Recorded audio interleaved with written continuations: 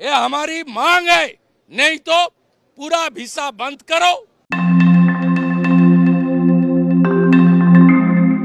সেই শুভেন্দু অধিকারীকে মনে আছে ভারতের পশ্চিমবঙ্গের বিজেপি নেতা বাংলাদেশের বিরুদ্ধে দিয়েছিলেন হুঙ্কার।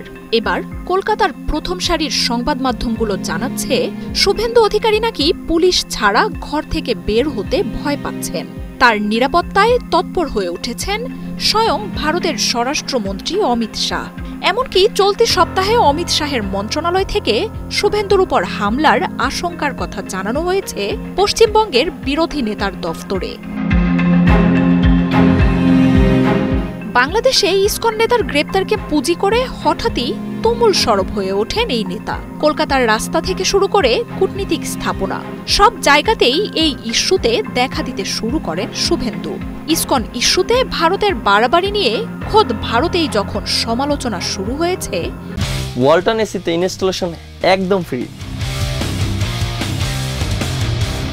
তখন নিরাপত্তাহীনতার নামে আবারও আলোচনায় শুভেন্দু অধিকারী।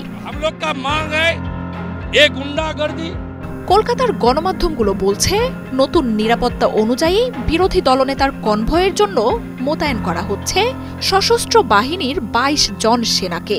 তাদের হাতে থাকবে আগ্নেয়াস্ত্র ও শিল্ড।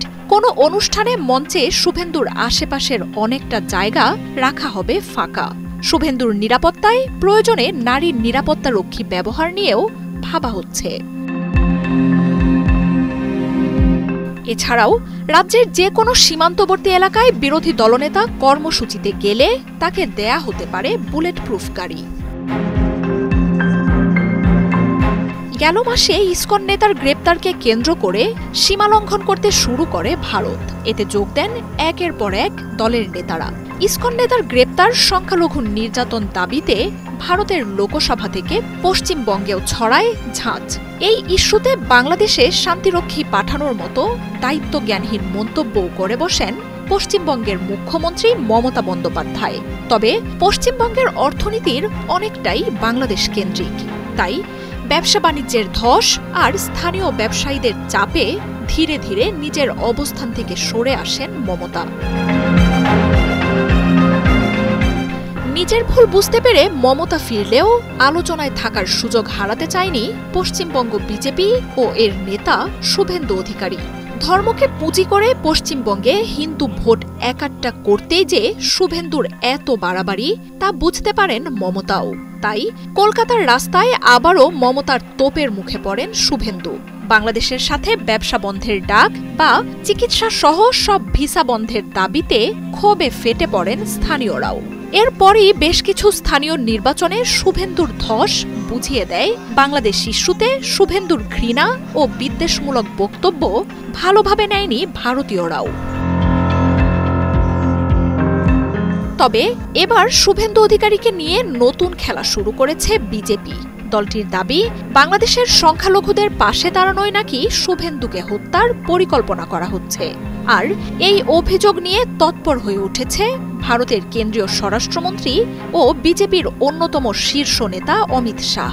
এমনকি চলতি সপ্তাহে অমিত শাহের মন্ত্রণালয় থেকে শুভেন্দুর উপর হামলার আশঙ্কার কথা জানানো হয়েছে পশ্চিমবঙ্গের বিরোধী নেতার দফতরে। আনন্দবাজার বলছে, রাজ্যের সঙ্গে আলোচনা করেই শুভেন্দুর নিরাপত্তা ঢেলে সাজানোর কাজ শুরু করেছে কেন্দ্রীয় স্বরাষ্ট্র মন্ত্রক।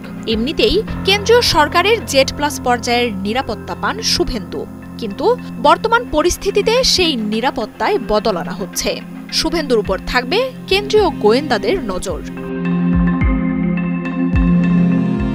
এছাড়াও শুভেন্দুর নিরাপত্তার ক্ষেত্রে রাজ্যের কিছু স্পর্শকাতর এলাকা চিহ্নিত করা হয়েছে বলে জানিয়েছে কেন্দ্রীয় স্বরাষ্ট্র মন্ত্রণালয়। এখন থেকে বিরোধী দলনেতা রাজ্যের যেখানেই কর্মসূচিতে যাবেন, প্রতি ঘণ্টায় সেখানকার স্থানীয় তথ্য রাজ্য প্রশাসনের কাছ থেকে জানবে অমিত শাহের দপ্তর।